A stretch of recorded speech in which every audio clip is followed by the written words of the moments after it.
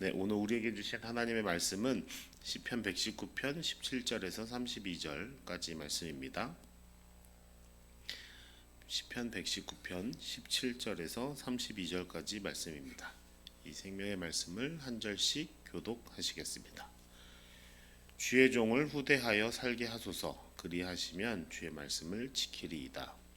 내 눈을 열어서 주의 율법에서 놀라운 것을 보게 하소서. 나는 땅에서 나그네가 되었사오니 주의 계명들을 내게 숨기지 마소서.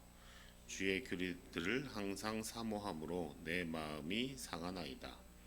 교만하여 저주를 받으며 주의 계명들에서 떠나는 자들을 주께서 꾸짖으셨나이다. 내가 주의 교훈을 지켰사오니 비방과 멸시를 내게서 떠나게 하소서. 고관들도 앉아서 나를 비방하였사오나 주의 종은 주의 율례들을 작은 소리로 읊조렸나이다. 주의 증거들은 나의 즐거움이요 나의 충고자니이다. 내 영혼이 진토에 붙었사오니 주의 말씀대로 나를 살아가게 하소서. 내가 나의 행위를 아뢰매 주께서 내게 응답하셨사오니 주의 율례들을 내게 가르치소서. 나에게 주의 법도들의 길을 깨닫게 하여 주소서. 그리하시면 내가 주의 기이한 일들을 작은 소리로 읊조리리이다. 나의 영혼의 눌림으로 말미암아 녹사오니 주의 말씀대로 나를 세우소서. 거짓 행위를 내게서 떠나게 하시고 주의 법을 내게 은혜로이 베푸소서. 내가 성실한 길을 택하고 주의 규례들을 앞에 두었나이다. 내가 주의 증거들에 매달려 싸우니 여호와여 내가 수치를 당하지 말게 하소서. 함께 했습니다. 주께서 내 마음을 넓히시면 내가 주의 계명들의 길로 달려가리이다. 네, 아멘.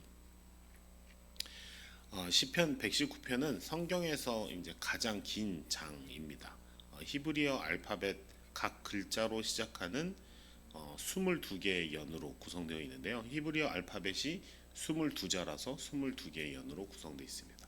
그래서 각 연은 8절씩 이루어져 있어요. 그래서 8절씩 22개 연, 그래서 8 곱하기 22 해서 176절이 되는 거죠. 그러니까 예를 들면 알파벳 A로 시작하는 절이 8개, 1절부터 8절은 알파벳 A로 시작하는 각 시행으로 시작하고요. 그 다음에 9절부터 16절까지는 알파벳 B로 시작하는 시행이 8개씩, 물론 A, B는 아니지만 히브리어 단어 알파벳을 의미합니다. 그렇게 해서 이제 각 알파벳 22자로 시작하는 그 연들이 모여서 176절이 되고 있는 거죠. 이러한 방식을 아크로스틱이라고 하는데 각 연이 히브리 알파벳 순서대로 되어 있기 때문에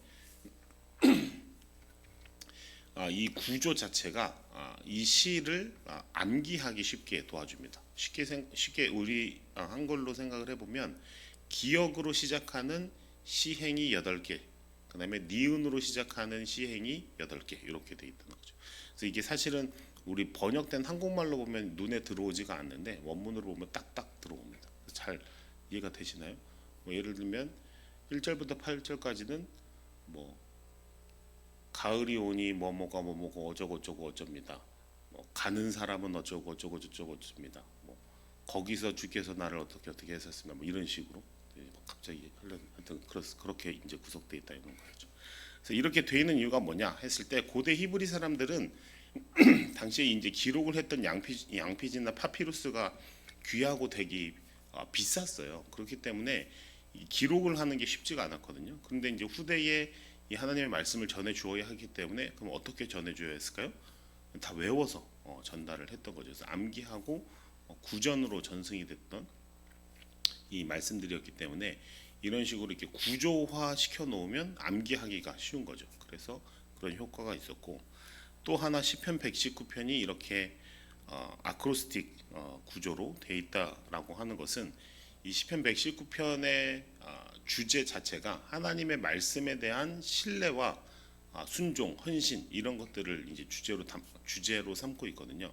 근데 그런 주제를 삼고 있는 119편의 구조 자체가 이런 식으로 아주 질서적이고 구조적이다라는 그 형식에 맞춰 있다라는 것이 이 시의 형식이 시의 내용을 더 강조하고 이제 받아들일 수 있도록 오히려 더 이 완결성을 드러내고 있다. 이제 이런 식으로 이해할 수 있을 것 같습니다. 소위 이제 좋은 내용을 그거에 합당한 부합하는 좋은 형식에 담아낸 구조다, 이렇게 볼 수 있겠죠. 그래서 오늘 본문인 17절부터 32절까지의 말씀은 히브리어의 세 번째 알파벳인 김멜로 시작하는 17절부터 24절까지의 세 번째 연과 히브리어 네 번째 알파벳인 달레트로 시작하는 25절부터 32절까지의 두 개의 연 16개 절의 내용입니다. 그럼 먼저 17절을 한번 보겠습니다. 개역 개정에 보시면 주의 종을 후대하여 살게 하소서, 그리하시면 주의 말씀을 지키리이다. 이제 이렇게 기록되어 있는데요. 이 말씀을 세 번역으로 다시 읽어보면 주님의 종을 너그럽게 대해 주십시오. 그래야 내가 활력이 넘치게 살며 주님의 말씀을 지킬 수 있습니다. 라고 번역하고 있습니다. 그 개역 개정의 번역대로 보면 하나님이 나를 후대해 주셔야, 혹은 잘 살게 해 주셔야 내가 말씀을 지키겠다라는 어떤 조건적인 신앙인의 모습으로 오해할 소지가 있는데, 그런 뜻이 아니라 원문의 의미를 살리자면 주의 종을 너그럽게 다루어 주십시오 라는 의미로 볼 수 있어요. 그러니까 하나님께서 시인의 삶을 너그러운 성품과 자비로 다루어 주셔야지만 시인이 말씀을 지키는 삶을 계속해서 살 수 있다라는 고백입니다. 우리는 필연적으로 하나님의 말씀을 100% 완전히 지키면서 전혀 실수 없이 그렇게 살기는 어려운 존재이죠. 따라서 하나님이 그런 우리의 삶을 다루시고 지도해 가실 때 엄격한 마치 군대 교관처럼 그렇게 우리를 대해 주신다면 우리는 그 말씀을 계속해서 말씀에 따라 살아가는 삶을 살아가기가 쉽지 않겠죠. 그래서 시인은 불완전하고 부족한 내 삶이지만 그래도 주님의 말씀을 지키고 그 뜻을 구하는 삶의 유익을 알기 때문에 자신의 삶을 너그럽게 지도해 달라고 요청하고 있는 것입니다. 그래서 하나님께서 내 삶을 너그럽게 좀 봐주셔야지만 내가 그래도 그 말씀에 순종하며 말씀의 기준 삼아 살아가는 삶을 계속할 수 있겠다라는 것이죠. 매번 꾸짖고 야 그거 틀렸어, 그렇게 살면 안 돼, 내가 언제 너한테 그렇게 살려고 했냐, 이런 식으로 하나님이 막 꾸짖는 태도라면 우리는 말씀대로 살아가기를 포기할 수밖에 없는 존재이다. 이제 이런 의미로 볼 수 있을 것 같아요. 이어서 18절에서 주의 율법에서 놀라운 것을 보게 하소서라고 요청하고 하나님의 말씀을 지속적으로 자신의 삶의 기준으로 삼기 위해 하나님의 자비와 또 계시를 구하고 있습니다. 19절은 나는 땅에서 나그네가 되었사오니 주의 계명들을 내게 숨기지 마소서라고 이야기합니다. 하나님의 말씀을 삶의 기준이자 계명으로 삼아 살아가고자 하는 시인에게 이 땅에서의 삶은 자신이 영주하고 정착할 곳이 아닌 것처럼 느껴져요. 반복적으로 자기는 소외되는 것 같고 안정감을 허락해주지 않는 이 타향살이와 같은 곳으로 이 땅의 삶이 여겨지게 됩니다. 이 땅에서의 삶이 나그네와 같이 안정적이지 못하고 소외와 곰핍을 야기하는 상황에서 시인이 바라볼 것은 결국 하나님의 말씀밖에 없다라는 고백인 것이죠. 이 땅의 삶이 곰핍하고 임시적인데 자신의 삶과 마음의 안정이 되어주는 하나님의 말씀마저 숨겨진 듯하고 보이지 않는다면 너무나 괴로울 것이기 때문에 그 말씀을 밝히 보여달라라는 고백이 28절, 19절에 이어집니다.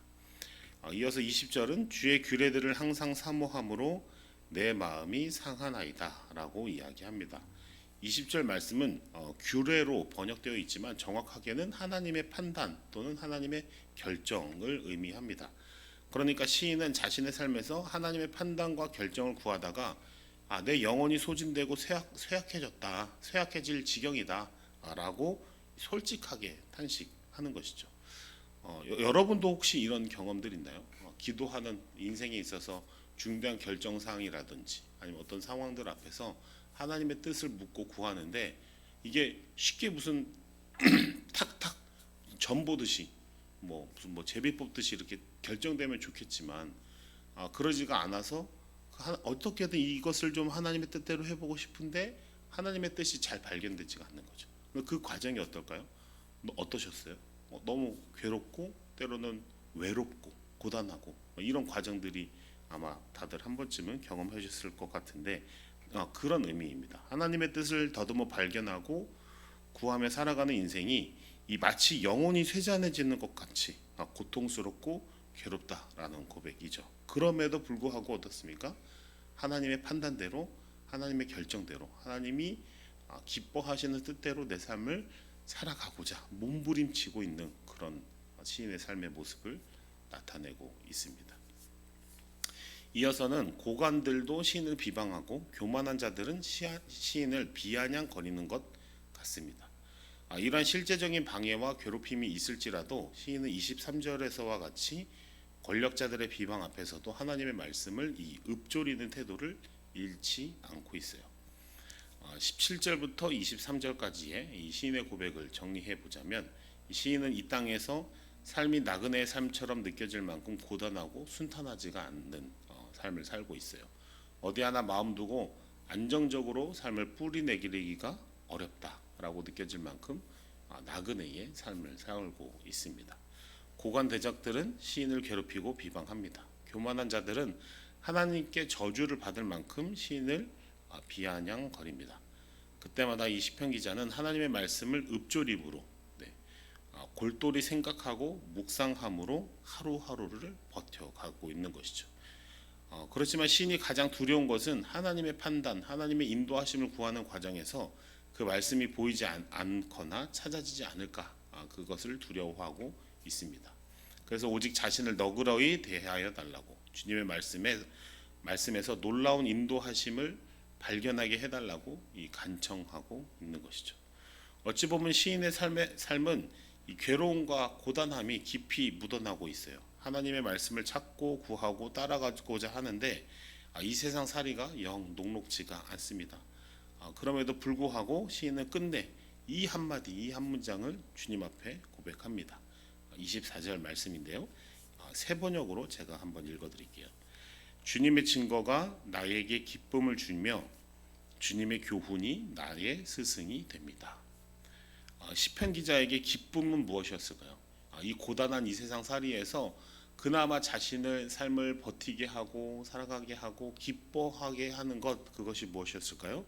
그게 바로 주님의 증거입니다. 증거로 번역된 말은 증언 또는 증인이라고도 쓰이는 말인데, 주님의 증언이 나의 기쁨이다. 이게 무슨 말일까요? 하나님이 시편 기자의 삶을 보았고 그 삶을 인정해 주셔서 증언해 주신다 라는 뜻이에요. 이 땅에서 나그네와 같이 살면서 비방당하는 삶을 살면서 괴롭고 어려운 삶을 살면서 또 두려운 마음이 들 만큼 하나님의 뜻을 구하고 그 뜻대로 사는 것이 어려움을 알면서도 그럼에도 하나님의 말씀을 사모하고 그 뜻을 구하는 삶을 하나님께서 보셨고 그 삶의 증인이 되어 주셨다라는 말씀이죠. 그러한 하나님의 증언이 시편 기자에게 기쁨이기에 앞서 여러 고단함과 어려움이 있지만 하나님의 말씀을 구하고 말씀의 인도를 받는 삶을 포기할 수 없겠다라는 마음입니다. 이 시편 기자의 고백과 같이 말씀의 인도를 받는 삶의 기쁨과 유익을 경험하고 누리시는 저와 사랑하는 성도님들 되시기를 축복합니다. 이제 25절부터는 히브리어의 네 번째 알파벳 달레트로 시작하는 8개의 시행이 시작되는데요. 시편 기자는 주님의 증언이 삶의 기쁨이기에 여러 어려움도 이길 수 있다라고 고백을 하면서 또다시 현실의 어려움을 바로 고백합니다. 25절에서는 내 영혼이 진토에 붙었다라고 말을 하는데요. 이 영혼이 마른 땅과 먼지에 붙어서 나뒹구는 모습으로 자신을 표현합니다. 그런 자신을 하나님의 말씀대로 살아나게 해달라라고 다시 요청하고 있는 것이죠. 24절까지 보면 어땠습니까? 시인이 어려움이 있지만 그 어려움을 극복하고 삶에서 하나님을 발견하고 그 가르침을 따라 이제 고생 끝, 행복 시작. 그렇죠? 나에게 하나님 당신의 증거가 기쁨이 됩니다. 당신의 가르침만이 나의 삶의 선생이 됩니다. 이제 이렇게 고백을 해서 마치 이제 고생 끝났구나. 소위 꽃길만 이제 걸을 것처럼 보이는데 바로 25절에 다시 괴로움을 호소하고 나를 구원해 달라고. 내가 내 영혼이 이 사막에서 나뒹구는 것과 같다고 이제 이렇게 고백을 하는 거죠. 이런 시인의 모습을 볼 때 여러분 어떤 느낌이 드세요? 뭐 이렇게 줏대 없이 변덕이 심하냐, 뭐 이런 생각이 드실까요? 아니면 사람이 너무 깊이가 없이 가볍게 일희일비하는구만. 좋을 때는 하하하 좋다가 조금만 힘들어지면 또 아이고 다 죽겠다라고 하면서 엄살을 부리는구만. 이런 생각이 드시나요? 저는 이 오늘 본문을 찬찬히 보면서 하나님을 믿고 말씀을 따라 살려고 하는 그 삶을 산다라는 게 2000년도 더 지난 그 옛날이나 지금 오늘의 나의 모습이나 다를 게 하나도 없구나라는 생각이 들면서 한편으로 위로가 되기도 하고 또 한편으로는 오히려 다 그런 거구나 하면서 소망이 생기기도 합니다. 하나님의 말씀을 구하고 그 뜻대로 세상을 사는 것은 이 시편 기자의 삶의 자리에서나 오늘 우리의 삶의 자리에서나 여전히 쉽지 않고 마치 물과 기름이 섞이지 않는 것처럼 어려운 일인 것이죠. 그러니 영혼이 세잔해질 만큼 하나님의 뜻과 인도하심을 구하다가 그 뜻이 어느 순간 발견되면 세상 다 가진 듯이 기쁘고 할렐루야, 하나님이 내 삶의 증인이 되신다, 하나님 내 삶을 인도하신다, 하나님이 이렇게 내 삶을 열어주신다라고 막 기뻐하고 막 그 이상의 구원과 감격이 없는 것처럼 경험되었다가도 또 어느 순간 언제 그랬냐는 듯이 세상의 걱정과 염려 앞에 그 기쁨들이 조금씩 사라지고 아이고 다 죽네. 주님 나를 좀 구해주세요. 주님 도대체 어디 계세요? 내 삶을 돌보지 않으십니까? 내가 이렇게 된 지금 내 형편을 주님 보고 계시지 않으세요? 라면서 또 막 하나님 앞에 원망 섞인 말들을 할 수 있게 되는 거죠. 그런데 여러분 바로 그 순간 다시 우리가 내 마음이 낙심되고 내 영혼이 진토에서 이렇게 굴르는 것 같습니다. 내가 세잔에 죽겠습니다 라고 이 느껴지는 그 순간이 바로 우리가 이 믿음의 삶을 성숙과 성장으로 향해 갈 것인지 아닐지를 가르는 갈림길이 되는 것 같아요. 다시 현실의 문제를 직면하게 될 때 시편 기자와 같이 하나님의 뜻을 구하며 하나님을 찾고 그 말씀을 읊조리고 묵상하고 고백하는 그런 그렇게 우리가 다시 우리의 태도를 갖게 된다면 다시 기쁨의 순간을 맞이하게 되겠지만 만약 낙심하고 불평만 한다면 한동안은 다시 어두운 시절을 면치 못하게 될 것 같습니다. 그래서 오늘 본문의 25절 이후의 내용은 시인이 하나님의 말씀과 법도를 알려달라라는 내용으로 계속 이어지고 반복됩니다. 주의 말씀대로 내가 지속적으로 살아갈 수 있도록 그 말씀을 알려주십시오. 그릇된 길로 가지 않도록 나를 지켜주십시오. 이런 25절부터 32절까지의 내용이 결국 이 땅의 삶을 믿음으로 살아내고자 하는 오늘 우리를 포함한 모든 그리스도인들의 가장 현실적이면서 가장 합당한 간구, 기도가 될 수밖에 없는 것이죠. 우리 삶은 늘 롤러코스터처럼 소위 업앤다운을 반복하죠. 좋았다가 힘들었다가 이런 상황들을 반복하지만 그 상황에서 결국 우리가 할 수 있는 기도가 무엇일까요? 하나님 우리를 지켜주십시오. 당신 앞에 순종할 수 있도록 길을 열어주십시오. 당신의 인도하심이 조금이라도 더 발견될 수 있도록 내 삶에 당신의 말씀을 드러내 주십시오 라는 기도와 간구만이 우리가 할 수 있는 현실적인 기도가 아닐까라고 생각됩니다. 그러면서 마지막 32절은 주님께서 나에게 큰 깨달음을 주시면 내가 주님의 계명이 인도하는 길로 달려가겠다. 그럼에도 다시 마음을 일으키고 하나님 앞에 마음을 드리는 고백을 하는 것이죠. 시인은 결국 우리의 삶은 행복과 불행, 낙심과 기쁨을 반복하며 살아갈 수밖에 없겠지만 그럼에도 하나님의 말씀을 구하며 그 인도하심에 따르는 삶을 포기하지 않는 것, 그것이 관건인 것을 노래로 고백하고 있습니다. 그래서 그 치열한 삶의 과정에서 하나님의 말씀을 포기하지 않도록 말씀을 조명해 주시고 삶의 길을 인도해 달라고 요청하고 있는 것이죠. 그렇게 단 한 줄기 하나님의 빛이 내 삶에 비치기만 한다면 그럼에도 그것을 붙들고 달려가겠노라. 그 하나님의 임재, 내 삶을 인정하시는 하나님의 개입을 삶의 이유로 삼겠노라 라고 고백하며 다짐하고 있는 것이죠. 말씀을 맺겠습니다. 오늘 우리의 삶도 오늘 시편 기자의 삶의 정황과 똑같은 것 같아요. 어느 날은 하나님이 인도해 주셨다고, 하나님이 허락해 주셨다며 날아갈 듯 기쁨과 행복을 누립니다. 그러다가 언제 그랬냐는 듯 다시 상황은 변하고 무겁게 삶을 짓누르는 어려움이 다가옵니다. 바로 그때 이 시편 기자의 고백처럼 말씀을 읊조리는 자, 말씀을 묵상하는 자, 말씀을 깊이 생각하는 자가 다시 살아납니다. 하나님을 기억하는 자가 일어섭니다. 바로 그 어렵고 무거운 순간, 인생의 캄캄한 밤과 같은 시간에 하나님께 절규하는 자가 다시 빛을 향해 나아갈 수 있습니다. 이 또한 지나가리라 라는 말이 있죠. 모든 것은 지나갑니다. 중요한 것은 그 지나가는 모든 상황을 어떻게 우리가 마주할 것이냐 라는 우리의 태도인 것이죠. 상황과 형편과 상관없이 하나님을 기억하고 그 말씀을 붙드는 저와 여러분 되시기를 축복합니다. 그래서 하나님께서 우리의 삶을 각자 내가 보았다, 내가 기뻐한다, 내가 네가 말씀을 붙들려고 그 어려운 상황에서 또 손해보는 결정을 하는 것, 혹은 네 마음대로 행동하지 않고 내 뜻을 구하던 너의 고민과 순간들을 내가 보았다, 내가 알고 있다 라고 해주시는, 하나님께서 증언해 주시는 기쁨을 누리시는 오늘이 되시기를 바라겠습니다. 네, 함께 기도하겠습니다. 사랑이 충만하신 하나님 아버지, 우리의 삶이 때로는 나그네와 같이 불안정하고 때로는 영혼이 진토에 붙은 것처럼 지치고 무거울 때가 있음을 고백합니다.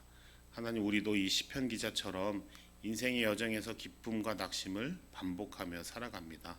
어느 날은 주님의 은혜로 날아갈 듯 기뻐하다가 다음 순간에는 무거운 짐에 짓눌려 신음하기도 합니다. 그러나 그 모든 상황 속에서 주님의 말씀을 붙드는 힘과 지혜를 허락하여 주시옵소서. 주님, 우리의 삶을 보시고 내가 보았노라, 내가 기뻐한다 라고 증언해 주시는 그 기쁨을 누리며 살기를 갈망합니다. 우리의 모든 상황 속에서도 주님을 기억하고 그 말씀을 붙드는 신실한 믿음의 사람들이 되게 하옵소서. 우리의 삶의 말씀과 기준이 되시는 그리스도 예수님, 그 이름으로 기도드립니다.